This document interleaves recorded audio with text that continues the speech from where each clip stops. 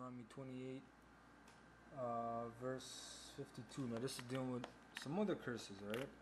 Verse 52, and it says,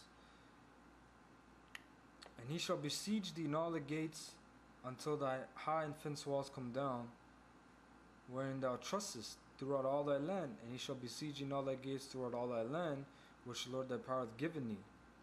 And thou shalt eat the fruit of thine own body, the flesh of thy sons and of thy daughters, which the Lord hath given thee, in the siege and in the straitness wherewith thine enemy shall distress thee. So that the man that is tender among you," Salakia. No, my bad. Verse 62. I'm sorry. Verse 62. Deuteronomy 28 and 62. "And ye shall be left few in number, whereas ye were as the stars of heaven for multitude, because thou wouldest not obey the voice of the Lord thy power," man. And you had, what was it, 77 million natives killed in Canada, and over 100 million killed in America, man. Because Gad was vast. You know, they dealt with polygamy, man. They had multiple wives. You know, I even know Gadites today, man. They breed like crazy. Alright? They're just like Jake, man. They ain't no damn gooks. You know? Moab, hey, Ammon gave up on sex, period, man. They believe in sex dolls now, and robots, and computer anime and all that madness. Alright? Verse 63. "And it shall come to pass that as the Lord rejoice over you to do good and to multiply you, so the Lord will rejoice over you to destroy you and to bring you to naught, and you shall be plucked from off the land whither thou goest to possess it." Okay? "And the Lord shall scatter," to verse 62. Now let's go to verse 67. Alright? "In the morning thou shalt say, Would the Most High it were evening. And at evening thou shalt say, Would the Most High were morning." Meaning, man, you wake up, you like, fuck, I just want the day to be over. You know, when it gets to the night, you should, shit, I just want to go to sleep. You know, basically just want to fucking get through the day, man. Just things to speed up. "For the fear of thine heart, wherewith thou shalt fear, and for the sight of thine eyes, which thou shalt see."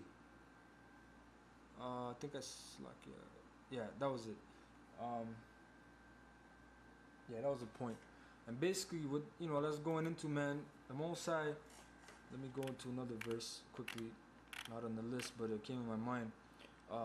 You know, basically, man, you get it. If you watch Russia Today documentary, I believe it's called Lakota, "We Live to Survive," man. Man, the condition of those people on the Pine Ridge Reservation is just devastating, man. They just want to get through the day, and then the night comes. They just want to go to sleep and get through it, man. And some of us feel like that too, man, because we just fucking hate this place, man. You just want the day to go through quick, you know, and then hit the highways. You know, that's the only rest we really get. That's like our therapeutic treatment, man. The highways and byways, man. Alright? Verse 28, this is the scripture. "The Lord shall smite thee with madness and blindness and astonishment of heart." That's you Gadites, man. You're smitten with madness, man. That's why you gotta drink till you fucking till your liver rots. You know, you gotta sniff gas, drink hairspray. Because you can't maintain, because all the hell this devil put upon you, man. All right, and I got this article here. It says, "Aboriginals in Toronto dying at average age of 37 report." This is from the Huffington Post. It was April 23rd, 2014. Okay, and Toronto is where we are. So you average natives are dying at 37. Okay, it kind of reminds you of slave days, man. When the Tainos would work so damn hard in Puerto Rico and in Dominican Republic, the Arawaks, that their average life expectancy was like 25, man. You know. So down here it says, "Indigenous people living in Toronto are dying much sooner than the city's non-Aboriginal population, according to a new health report. And while its authors have drawn the conclusion from just 109 reports over 3 years, They believe it is representative of a larger problem. It says early death among members of Toronto's Aboriginal community. A report by researchers at Anishinaabe Health Toronto found that the average age of death for Indigenous people is 37 years old as compared to 75 years old for non-Aboriginal residents. The numbers are based on people who used the AHT clinic and 3 other facilities in the city. 22 of the deaths were babies or children who died before the age of 11, Metro News reported. The results shocked Dr. Chandrakant Shah, one of the report's authors and a doctor who works with AHT. CTV's Kevin Newman Live reported. I consider Toronto a mecca for health and social services, even when it comes to Aboriginal people. When I saw the numbers, I couldn't believe it, he said. It says the interviews revealed that colonial and post-colonial policies are a source of chronic stress for the Aboriginal community in the city. Okay? And we're going to deal with that too. I forgot about that. That was on the list. That wasn't on the list, but I'm going to bring that out. The interviews revealed that colonial and post-colonial policies, man. In Canada, what is a post-colonial policy? The Indian Act. Okay? The Indian Act is a set of laws and bylaws, whatever you want to call it, basically regulations that regulate status Indians, okay? Telling them what they can and can't do, what laws and this and that. Basically, it's the fucking, it's the slave legislation, man. That's all it is. All right. Back in the day, on the res, you had an Indian agent that would enforce the Indian Act. In America, you have the Bureau of Indian Affairs, the BIA, Bureau of Indian Affairs. Okay. In Canada, you have the Indian Act, which is enforced by the Crown, going up to the Queen, the government. All right. So remember, brothers, post-colonial policies, because there's a term I'm going to bring out. It says one man, for example, was so traumatized by his experience, it's like at a residential school, that he could not discuss his experiences there. And for you brothers that want to know what really happened there, you should watch a documentary called Unrepentant: Canada's Genocide. Alright, it was made by this dude.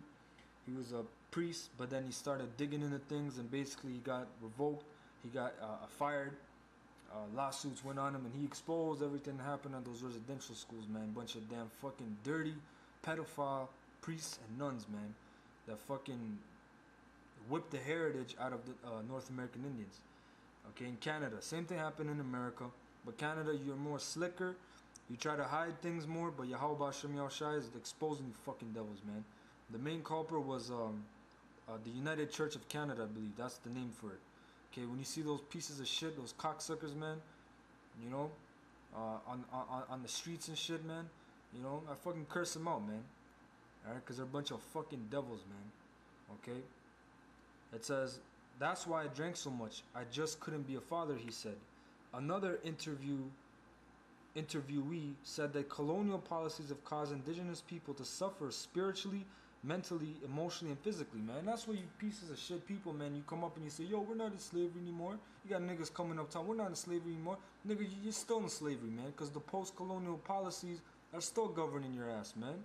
The fuck is wrong with you? You know? You're still in slavery and you're suffering from post, what do you call it, man?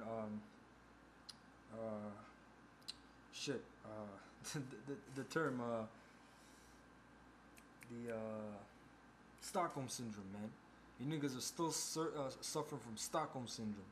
Okay, you're in a condition to where you love your master. You're still in slavery, man. Mentally, physically, okay? Because when you're born, you got a birth certificate, you got a SIN card, you got to get a license to drive, you got to get a license to be married, alright? You got to get a mortgage if you want to own a house, which you don't even own the house because you don't got a fucking allodial title. You bunch of dummies, man. So you're still in slavery, man. You're so messed up. You're messed up spiritually, mentally, emotionally, and physically, man. You don't even know it. That's how messed up you are. Okay? When you take them from their land, their spirit becomes damaged, the person said. Colonial policies have also had a delayed tsunami effect on indigenous people, the report states. Effects can include cultural trauma, such as loss of language and traditional practices, and interpersonal trauma, which we're going to go into that too, in the form of racism, discrimination, and poverty. Other effects include mental, emotional, and spiritual trauma, abuse, grief, poor coping, physical trauma, violence and addiction, and finally early death. A typical medical chart in the report shows that subjects also experience diabetes, high blood pressure, substance abuse, inadequate housing, obesity, and anxiety. Okay? CBC News spoke to Chrissy Smith, a Toronto resident from the Pegui First Nations in Manitoba who struggles with anxiety. Adopted into a new family as part of the 60s scoop that placed thousands of indigenous children in the child welfare system, she was denied food, locked in a bedroom, and called degrading names while growing up.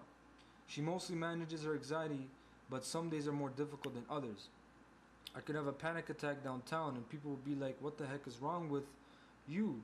she told the network. Okay? So that was a report, man. So the thing I want to go into, it's set up here.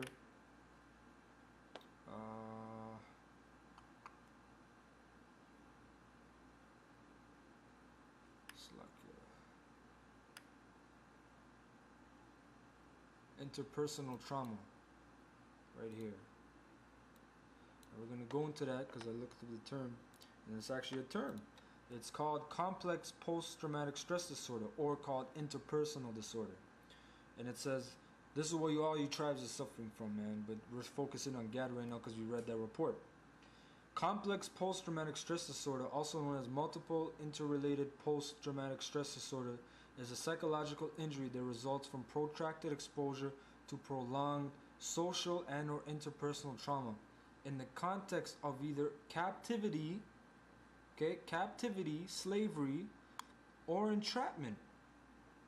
A situation lacking a viable escape route for the victim, which results in the lack or loss of control, helplessness, and deformations of identity and sense of self. That's what all you tribes are suffering from, man. Because you just came from physical slavery, and now they messed up your mind. They took the heritage from you, man.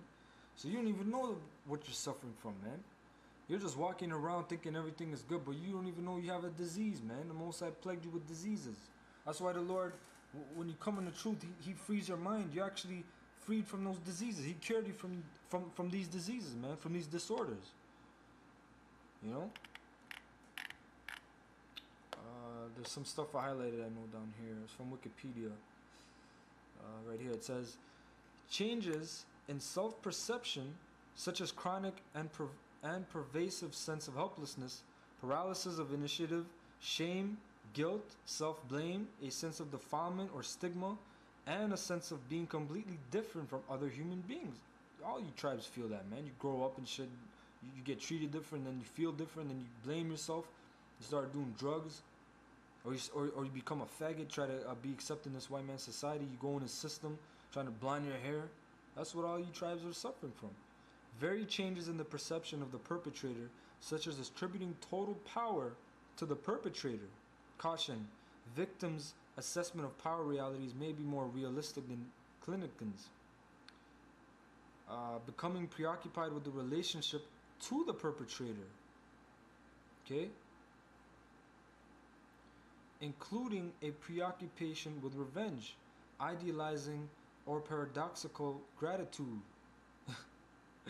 you gratitude, man. You are gratified, man, because you love this devil, because he messed you up so much that you turn around, Stockholm syndrome, and you say thank you for this little $14-15 an hour job. A sense of a special relationship with the perpetrator, or acceptance of the perpetrator's belief system or rationalizations. Okay? Hope you brothers understand that. Basically accepting this devil's system, man. Everything he has to offer you. He raped, robbed, and murdered you, took your damn heritage, took your land, you turn around and you kiss his ass. That's how messed up you are. That's what kind of disorder you have, man. Okay, and the last thing what I'm going to bring out is colonial mentality. Alright, what we read before. So it says a colonial mentality, and this is a good I'm gonna start using this instead of Stockholm syndrome, man, because this is the same thing, but it kind of goes into a little better. It says a colonial mentality is a conceptual theory around feelings of inferiority within some societies post-European colonialism. Post-European colonialism is North, Central, and South America, West Africa, where your tribes were colonized. Relative to the values of the foreign powers which they became aware of through the contact period of colonization. The concept essentially refers to the acceptance by the colonized, you tribes, of the culture or doctrines of the colonizer as intrinsically more worthy or superior. So whatever this devil gave you, white Christ, saying that he's God, he's Jesus, he's the saints, painted all the images of the Lord and the saints and the apostles white, the angels are white, you know, he's the Jew. So everything he tells you, you hold it more superior than your own beliefs. The subject matter is quite controversial and debated, okay? And then it goes into different places, you know, but that was mainly the point. Brothers can go into it further if you want. And that was the point right there. So that was the lesson. I hope you brothers learned something. Again, I want to give all, Barakatah Yahweh, Barakatah Yahweh Shai for letting me bring this information out. Double honors to the elders of Great Millstone who rule well, whom I learned the truth from. And shalom to the elect throughout the four corners of the earth. Lord's will, till next time, I say shalom.